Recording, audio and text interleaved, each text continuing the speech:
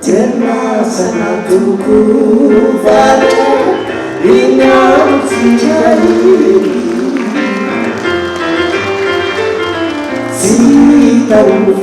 sitaufisana ikuga teitini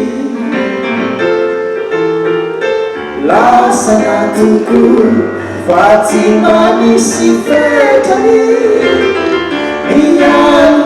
iyanenisisa noalimana petani tena sana tukuvale inamtijali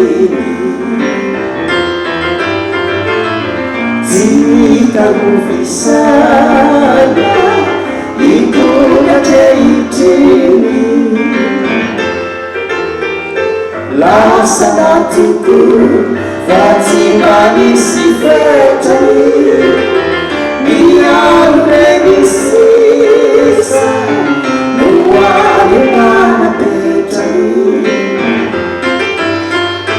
firiliti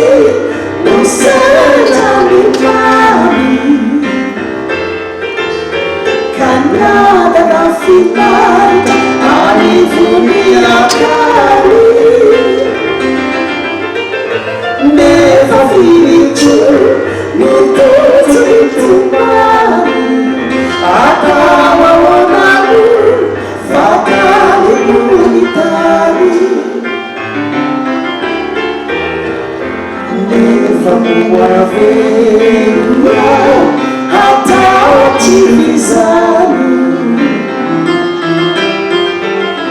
Fanimu na batubuka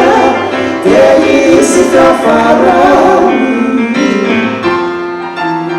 Kabea nasu Zayufia